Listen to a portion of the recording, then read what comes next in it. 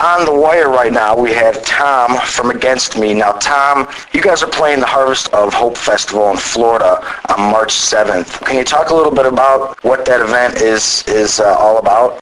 Well, Harvest of Hope is an organization based in Gainesville, Florida that works with migrant farm workers and their families, and they basically, do everything from, help out with, various bills if a family needs it, like electrical bills, whatever, clothes for the kids for school, tires for the cars, help with rent, whatever, and they also do literacy programs and various things like that, and we've been involved with Harvest of Hope for about the past 2 years and have played probably like 9 or 10 benefits at this point, and we're really excited to be a part of the festival. Mm-hmm. And if anyone wants to check it out, they can hit up www.harvestofhopefest.com.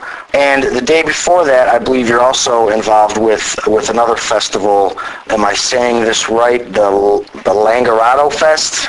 I believe you're saying it right. I don't know. Your guess is as good as mine, but yes, we are playing that fest down in Bicentennial Park in Miami. Yeah. Now, is that a benefit show as well? What's that event all about? That's just a festival. There's a bunch of bands playing. I think all weekend long, and we're just one of the many bands on the bill. Good old times then, huh? Now, Against Me actually started out with you as its only member, correct? Yeah, I started the band when I was 17 years old. Okay, can you elaborate a little bit on those early days and what made you decide to eventually take on other musicians for the project?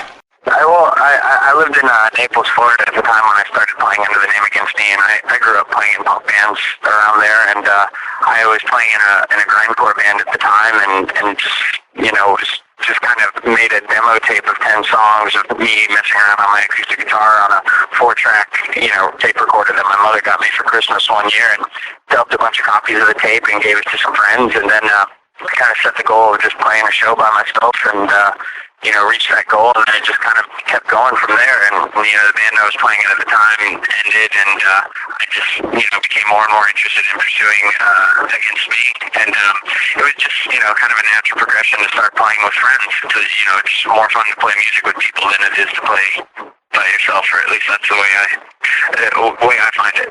And so it's just kind of grown. The band has been as many as it's 4 people, as little as 1 person. It's been 2 people. It's been 3 people. It's just there's been a couple different incarnations, and I've always liked the idea of never kind of really setting limits on that, and just being open to what happens and being flexible. Mm-hmm. And I understand you grew up, not to get too personal, but you grew up on an Army base, right? Well, my father's in the military, and I grew up moving around from Army base to Army base for the first 12 years of my life. Yeah. Okay, and now do you think being involved in that environment maybe helped assist in shaping your ideas about the world today and how you incorporate it into your music?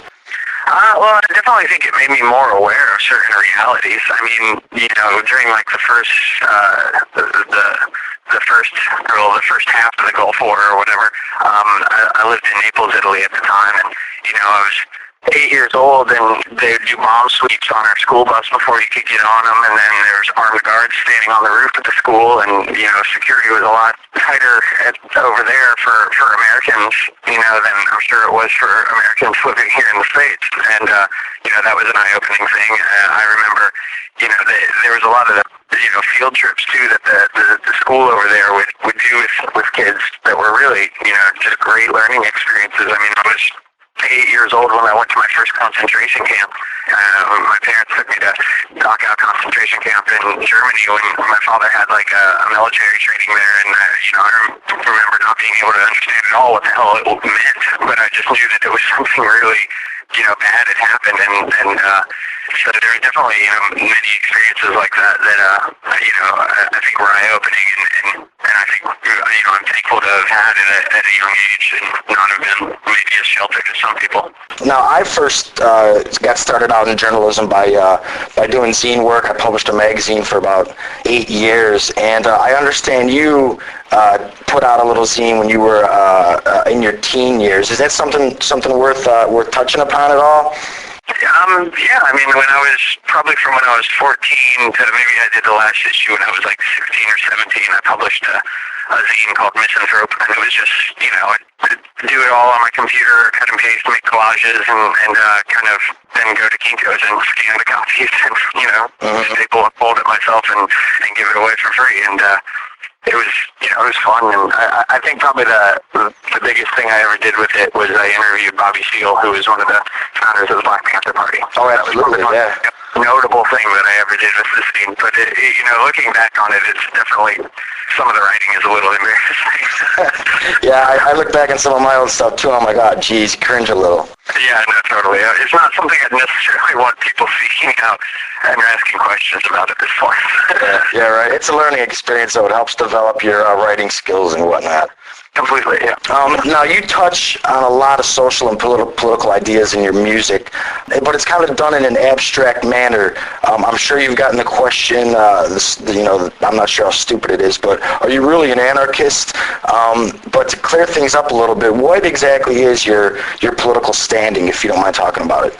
I don't mind talking about it. I don't really have a political stance. I don't really think about stuff in terms like that. I feel like when I was younger, and I feel like a lot of people when they're younger definitely need labels and stuff like that to create their identity. And, like saying I'm punk or I'm an anarchist or I'm a vegetarian, and that's not something that I really need in my life anymore to justify my existence, like I eat a vegan diet, but that doesn't mean I'm vegan, I identify strongly with anarchist philosophies and agree with a lot of that stuff, but that doesn't mean I have to be an anarchist, I think that what you end up setting yourself up for when you start labeling yourself like that is just being confined to really rigid viewpoints that are other people's standards of what it means to be those things, and I'm not interested in that, in talking about lyrics and stuff like that, I get it that, a lot of the lyrics have political connotations or social observations, but it's not like I'm sitting down being like, I'm going to write a socio-political song, it's just, I'm just expressing opinions and the way I think, and other people label that, and that's fine, but I don't necessarily spend a lot of time thinking about the labels they fall under. Yeah, it can be dangerous waving flags around too, Yeah, totally.